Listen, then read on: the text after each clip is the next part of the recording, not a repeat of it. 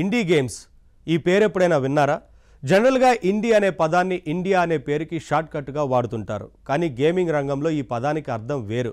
INDI games అంటే ఇండియాకి చెందిన గేమ్స్ కాదు, ఇండివిజువల్ గేమ్స్ అని అర్థం. సో ఇండీ అన్నది ఇండివిజువల్ అనే దానికి షార్ట్ కట్. నిజానికి ఇది సక్సెస్కి కూడా షార్ట్ కటేనండి. అవునండి, గేమింగ్ రంగంలో ఇండియాలోనే కాదు, ఇంటర్నేషనల్గా కూడా సక్సెస్ సాధించాలంటే గేమ్ డెవలపర్స్కి ఉన్న షార్ట్ కట్ ఇదే. ఇండీ గేమ్ డెవలపింగ్ ఏంటి అర్థం కాలేదా? జీవితంలో సక్సెస్ కోరుకునే వాళ్ళంతా తప్పకుండా ఇండీ గేమ్ డెవలపింగ్ గురించి తెలుసుకోవాలి. మరి తెలుసుకుందామా?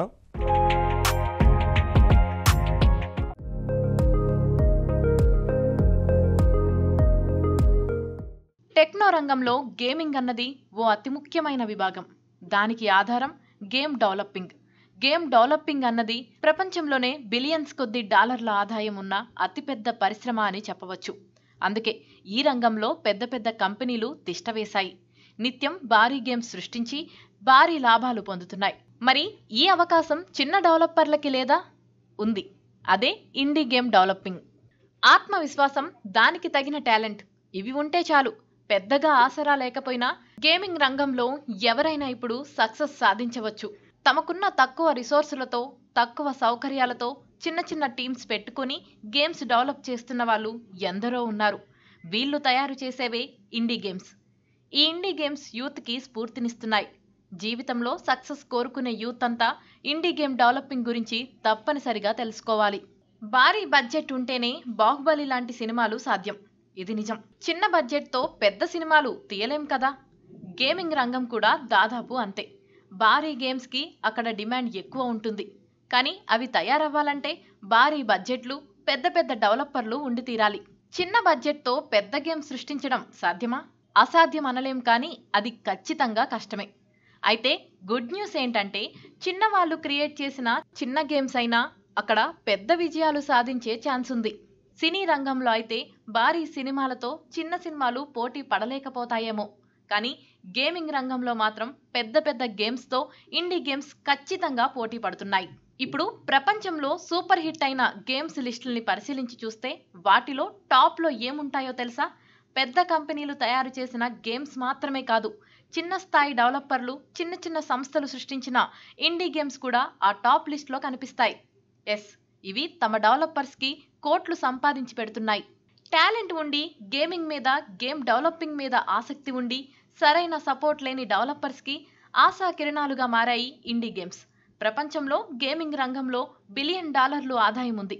అయితే టాప్ గేమ్స్ లిస్ట్లో ఉన్న హాలో నైట్, సెలెస్ట్, అండర్టేల్, ఇక టాప్లో ఉంటూ అందరినీ ఆకట్టుకుంటున్న మైన్ క్రాఫ్ట్, ఇవన్నీ ఇండివిడ్యువల్స్ రూపొందించిన గేమ్సే. ఇవే కాదు, మరెన్నో టాప్ ఇండీ గేమ్స్ ఇప్పుడు మార్కెట్లో ఉన్నాయి. మిలియన్ల కొద్ది డాలర్లు సంపాదించి పెడుతున్నాయి. అమెరికా అనేది గేమ్ డెవలపింగ్కి ప్రధాన కేంద్రంగా ఉంది ఇప్పుడు. అయితే గేమ్ డెవలపింగ్కి దేశాల సరిహద్దులే లేవని చెప్పవచ్చు. ఎందుకంటే గేమింగ్ క్రేజ్ అన్ని దేశాల్లోనూ ఉంది. అందుకే గొప్ప యాప్ డెవలపర్లు కేవలం యుఎస్లోనే కాదు, కెనడా, ఆస్ట్రేలియా, ఇంకా ఇలా ఎన్నో దేశాల్లో ఉన్నారు. ఫర్ ఎగ్జాంపుల్, సెలెస్ట్ గేమ్ క్రియేటర్ది కెనడా, హాలో నైట్ గేమ్ క్రియేటర్ది ఆస్ట్రేలియా, ఇలాగే ఫ్రాన్స్, డెన్మార్క్, ఇలా రకరకాల దేశాల్లో ఇండివిడ్యువల్ గేమ్ డెవలపర్లు తమకున్న పరిమిత రిసోర్సులతో విజయాలు సాధిస్తున్నారు. ఇక చైనీస్ గేమ్ డెవలపింగ్ అయితే అదో పెద్ద సామ్రాజ్యం అని చెప్పాలి. అయితే ఇండియాలో మాత్రం గేమ్స్ ఆడడంలోనే తప్ప గేమింగ్ డెవలపింగ్ పట్ల ఆసక్తి తక్కువగా ఉంది. అయితే ఇండీ గేమ్ డెవలపింగ్ అనే ఈ ట్రెండ్ ఇప్పుడిప్పుడే ఇండియాలో కూడా ఊపందుకుంటోంది. గేమ్స్ క్రియేషన్ అవసరాల కోసం సాధారణంగా పెద్ద పెద్ద స్టూడియోలు ఉంటాయి.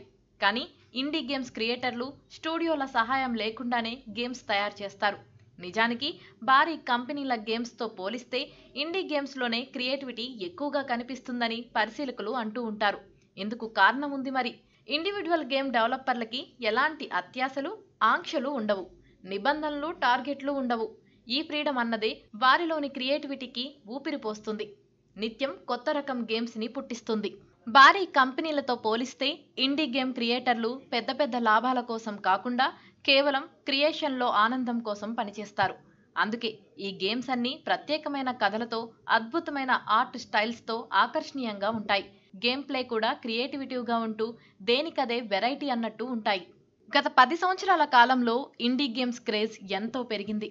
మైన్క్రాఫ్ట్, అండర్టేల్స్ లాంటి గేమ్స్ సక్సెస్ ఇండీ గేమ్స్ ప్రపంచంలో ఒక కొత్త ట్రెండ్ మొదలవడానికి కారణమని చెప్పొచ్చు.